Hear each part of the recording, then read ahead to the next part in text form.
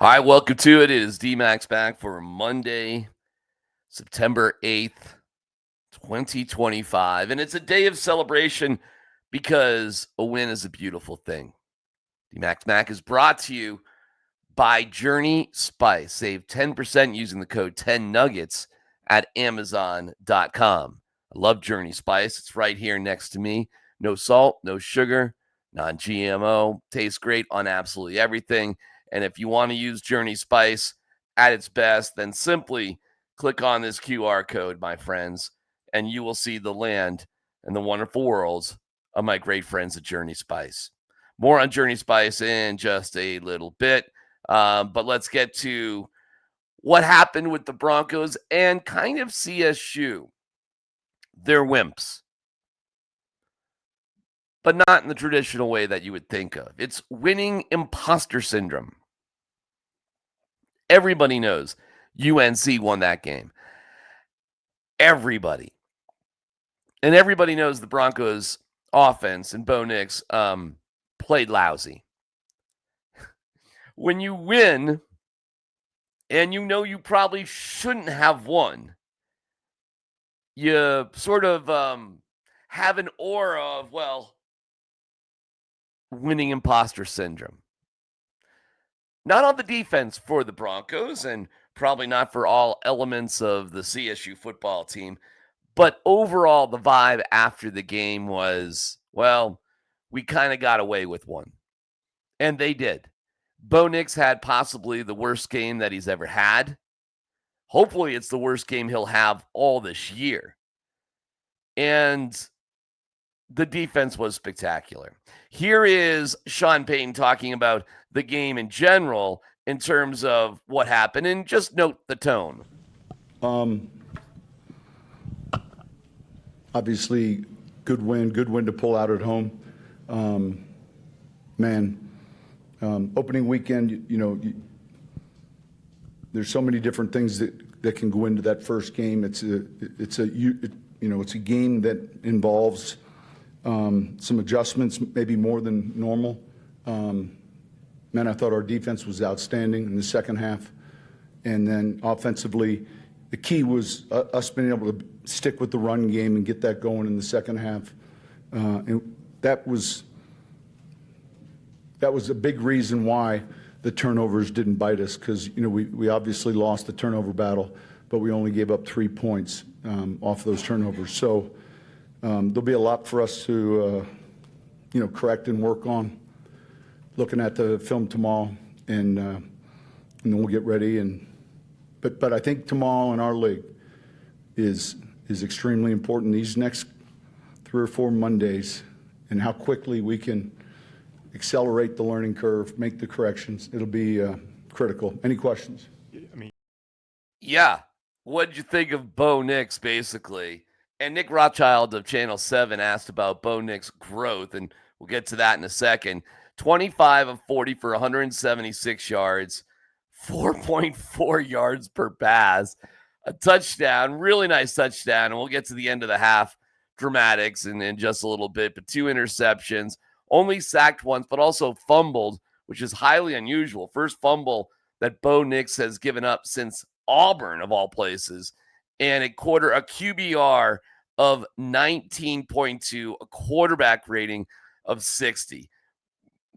Unbelievably bad game for Bo Nix by every stretch of the imagination. So, yes, Payton was asked about Bo's growth. We talk so much about growth with him from year 1 to year 2. Where did you see growth in his performance today? Here's the thing, though, and I appreciate the question, but we're not going to have a growth meter each week, in year 2, all right? He's in his second year. I love the player, all right? I get a chance to see him every day, all right? We can win. He can be a huge reason why we win games.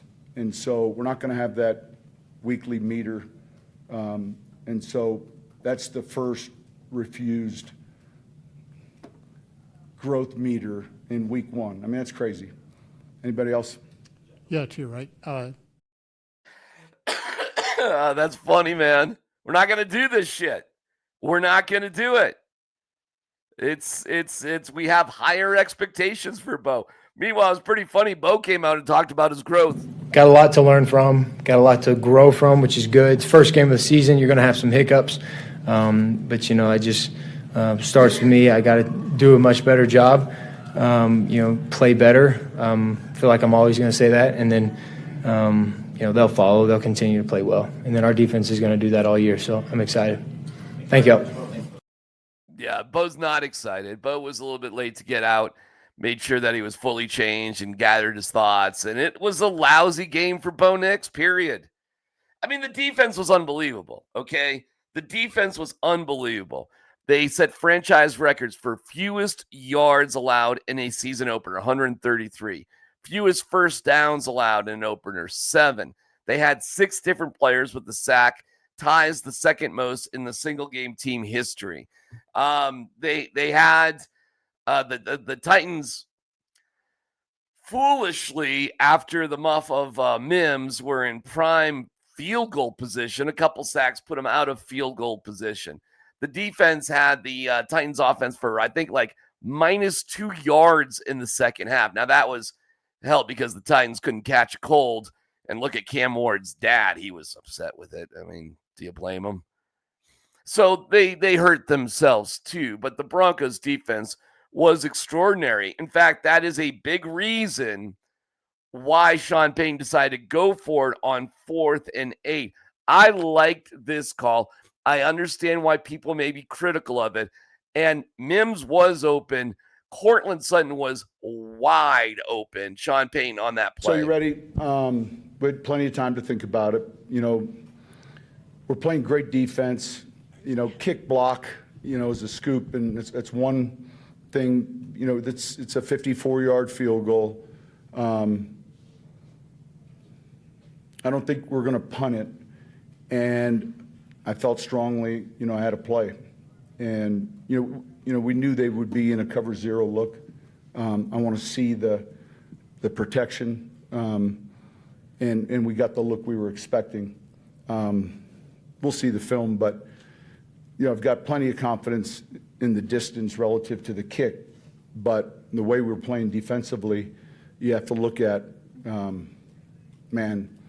the quickest way for them to take the ball 64 yards would be, scoop and score, and I didn't want that to happen. So we had a lot of time to think about it. I felt real good about a call. And when you have a call you like, we just we're close. Yeah, I like it. I like being aggressive. They had it. You know who didn't execute the play? Bo Nix. 2 guys wide open. He didn't execute the play. The play was a good call. Running the ball in the first half was a mystery. It eluded them. But R.J. Harvey banging out a 50-yard run was awesome.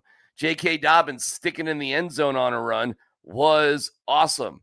In fact, at the end of the half, the idiot Titans, who all they needed to do is take 2 knees, even if the Broncos call a timeout, which maybe they wouldn't have, go into the half with the lead. And then you saw stupidity on stupidity. You saw stupidity times stupidity. You saw stupidity by the Titans in terms of, throwing in incompletions and punting out of their own end zone. The Broncos consequently get a beautiful touchdown pass from Nix to Sutton. Best pass he had of the day for sure. And then the Broncos, instead of just kicking the ball into the south stands, and by the way, the card stuff before the game in the south stands, cool. Nice new tradition there. So boot the ball into the end zone and be done with it. No, the Broncos give up a huge kickoff return that results in a field goal for the Titans. I mean, it was like, how dumb are both of these teams at this particular moment? But that being said, the Titans weren't doing anything. They got 4 field goals. They weren't really all that close to scoring any kind of touchdowns. I mean, not really. And the defense was absolutely superior. And then there was Bo, and he was hard on himself. I think I'm tougher on myself now because I, better, and I've had some experience, and I've had the, what not to do. But, every year in my career I've thrown a pick probably. As much as I'm going to try in the future, I'm probably going to throw one every year. And so just got to limit them, and hopefully I'll stay at 2 for a while. Winning imposter syndrome. And it's tricky, man. It's like you got two kids in the back seat of the car, and one of them is a big pain in the ass, and the other one's just fine. And that was the offense and the defense. And it's not like the defense in the locker room, by the way, was fine. I mean, everybody was okay. You kind of just say, okay, well, the offense will be better at some point. In fact, Hufanga, Talanoa Hufanga, who played great, showed up at the postgame wearing a Bo Nix shirt. How about this? It's a team sport, too. So that's the cool thing. Regardless of the outcome, whether it's, he throws interceptions, we got to do our part defensively. We got to step up, too. But I got a lot of confidence. I want to be wearing the shirt if I didn't have confidence in my guy. He's a devout Christian man that just goes out there and leads us. And so, regardless of what kind of day he has, I know I got his back and he got mine. And so I'm just excited to go out there and this debrief is exactly what we need. If first game one, you have no idea what the other team's doing. You have no idea what, Cam Ward's going to bring to the table, what Bo's going to bring to the table, and that's the fun thing about it. It's a chess match. And so we went out there and we got to compete, and regardless of the situations, you got to be able to handle adversity. You got to step up when they ask you to step up. And there's going to be some harsh realities when they watch film, and it'll be interesting to see how Sean Payton breaks it all down.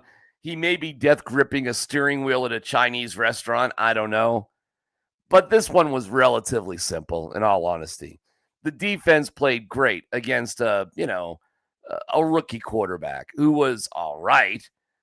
Drops hurt Cam Ward quite a bit, and he hung in there better than I thought he was going to, and they just didn't turn the ball over like Bo Nix did. This is the first time the Broncos have won a game with 4 or more turnovers since 2016, and that was the infamous Chargers game of the Super Bowl season.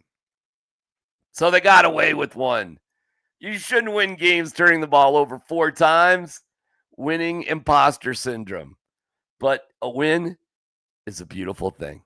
It's what Coach Dick McPherson told me back in Syracuse when Syracuse went undefeated. Won some of those games in kind of weird ways, but we'll take it. 1-0, and they face Indy. But if they play this way against Indy, it's a loss, no doubt about it. Indy scored on all 7 of their drives against the Dolphins. Daniel Jones was actually pretty good. They put it on the Dolphins. And the hot seat on Mike McDaniels is pretty severe probably right about now. Crazy. Wasn't that long ago the Broncos were losing to the Dolphins 70-20. But the Broncos got to win, and that's what matters more than anything. We'll have more reaction. Noon 3 with Columbus, Hastings, and myself, DMac, and reacting to it all day on Altitude Sports Radio 92.5. Time for your moment of zen.